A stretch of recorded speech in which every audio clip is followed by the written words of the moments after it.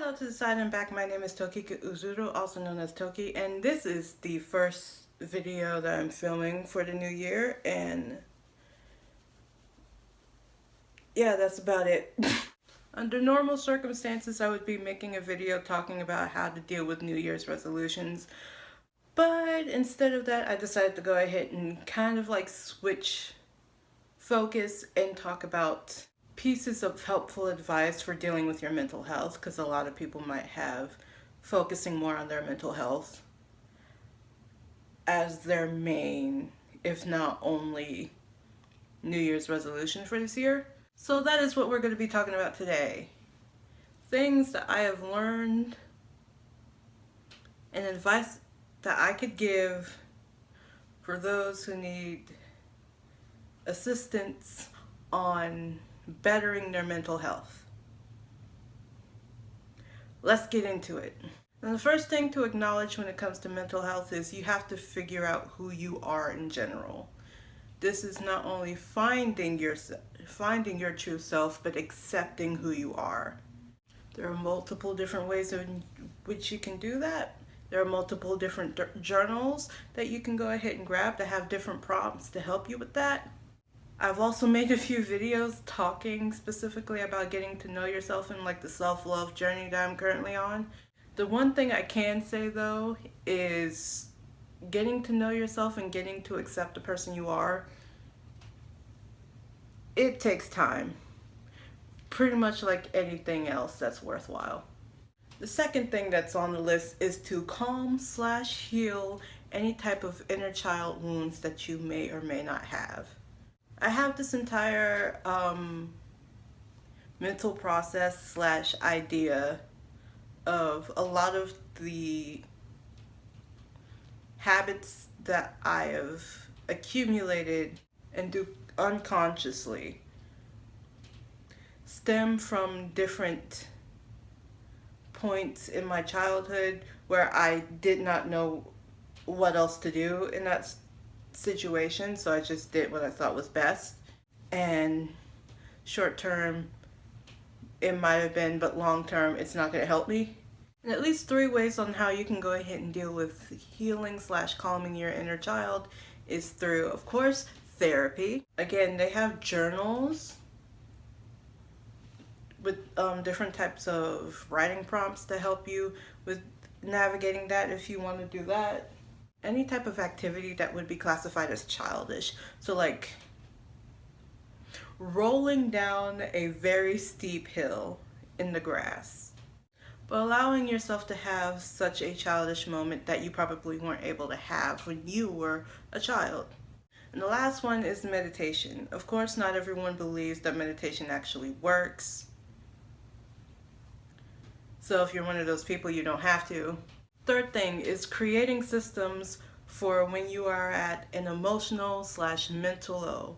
And these systems have to include acknowledging your emotions or mental state, and either or both, a short-term and long-term solution.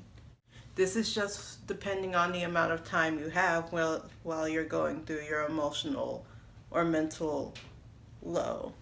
So like, let's say you only have about 5 minutes to collect yourself, then you can go ahead and see what can you do now so you can go ahead and feel better and get back to what you were supposed to be doing. And then later on, after all of that is done, you can deal with like getting down to the reason on why you were feeling bad. Please remember that you have to make time to figure out a long-term solution. I think that was one of my main problems when I was younger. And last but not least, figuring out your priorities and your boundaries. So if you want to have a main focus of bettering your mental health and emotional well-being, then you have to keep that as your main priority. And you have to also focus on a lot of other things that has the ability to affect it. Figuring out such priorities will assist you in creating boundaries that will help you in the long run. Not just boundaries with people, but boundaries within yourself. What you are willing to take and what you are not willing to take. This could also mean distancing yourself from people that either drain any type of energy out of you, or always has some sort of negative thing that they're commenting on, and that can bring your mood down. To people who don't want to admit that they have toxic traits and that those toxic traits are actually affecting you. And pretty much anyone that's trying to be manipulative.